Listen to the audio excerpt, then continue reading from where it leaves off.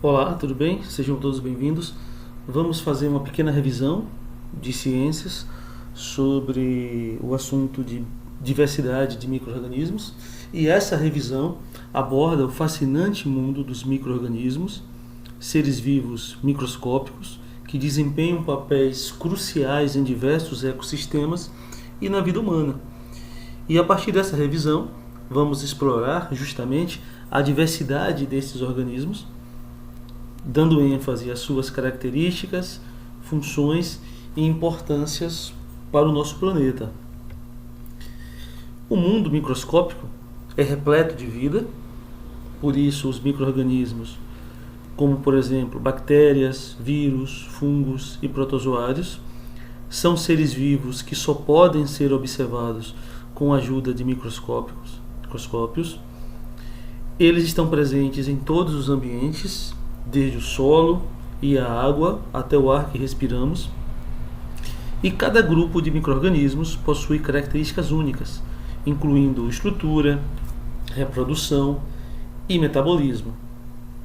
Esses organismos são essenciais para o equilíbrio da natureza, realizando funções vitais, como a decomposição de matéria orgânica e a fixação de nitrogênio, por exemplo. Inicialmente, vamos rever aqui o grupo das bactérias, que são seres unicelulares, portanto compostos de uma única célula. Esta única célula é do tipo procarionte, que são aquelas que eu mencionei no vídeo anterior, onde apresentam uma estruturação mais simples, não possuem ali organelas membranosas, e o material genético está disperso no núcleo, uma vez que a mesma não possui ali a membrana que se caracteriza por ser o principal envoltório nuclear, que é a carioteca. Ou seja, seguindo aqui o texto, não possui núcleo organizado. Elas se reproduzem por divisão binária, um processo simples e rápido que permite a rápida multiplicação dessas células. As bactérias podem ser encontradas em diversos ambientes, como o solo, a água, o ar e até mesmo dentro do corpo humano. Algumas bactérias são consideradas benéficas, são aquelas que compõem o que nós chamamos de microbiota natural.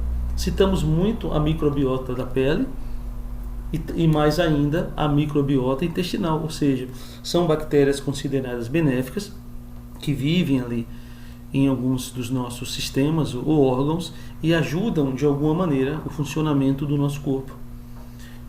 Como, por exemplo, o que eu acabei de mencionar, como as que auxiliam na digestão e na produção de alimentos, enquanto outras podem causar doenças, como pneumonia, infecções de pele e muitas outras doenças.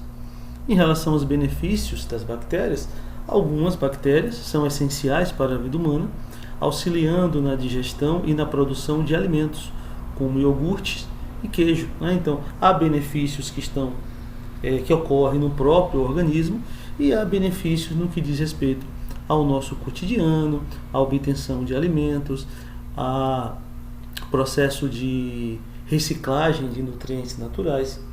Isso também é importante. Em relação às bactérias que causam prejuízos à nossa saúde, as mesmas são chamadas de bactérias patogênicas. São outras bactérias conhecidas como patogênicas que podem causar doenças, como pneumonia, infecções de pele, e a higiene adequada e o uso de antibióticos são importantes para prevenir e tratar essas infecções causadas por essas bactérias ditas patogênicas. Há ainda a importância das bactérias em relação ao solo, uma vez que bactérias do solo desempenham papéis cruciais na decomposição de matéria orgânica e na fixação de nitrogênio, nutrientes essenciais para o crescimento das plantas. Agora vamos falar um pouco sobre os vírus, que são entidades não celulares que precisam de células hospedeiras para se replicar. Na verdade, os vírus não chegam a ser estruturas vivas, mas estruturas supramoleculares. Eles possuem uma estrutura suficiente para que em algum momento, desde que estejam dentro de um hospedeiro, os mesmos consigam ali ativar o metabolismo viral. São compostos por material genético, que pode ser DNA ou RNA, envolto por uma capa proteica chamada de capsídeo. Vírus infectam uma ampla variedade de organismos, incluindo bactérias, plantas e animais. A maioria dos vírus causa doenças, como gripe, catapora, HIV, né? E mais recentemente, né, a própria pandemia de Covid é uma doença de origem viral, mas alguns podem ser utilizados na medicina para o desenvolvimento de vacinas e terapias gênicas, devido, né, à capacidade viral de penetrar em qualquer célula. Temos também os fungos, que são organismos eucariontes que se alimentam de matéria orgânica em decomposição. Eles podem ser unicelulares, como leveduras, ou multicelulares, como cogumelos. Devido à diversidade, né, desse grupo, nós encontramos essa variação de características quanto à quantidade de células, por exemplo. Os fungos desempenham um papel importante na reciclagem de nutrientes no ecossistema, além de serem utilizados na produção de alimentos e medicamentos. Então aqui citamos o papel dos fungos como decompositores, o que devolve à natureza nutrientes importantes, e ao mesmo tempo o seu uso, né, para a produção de alimentos e medicamentos para uso humano. Alguns fungos podem causar doenças em plantas e animais, como micoses e infecções respiratórias, por exemplo. Aqui uma tabela com uma informação resumida, né, sobre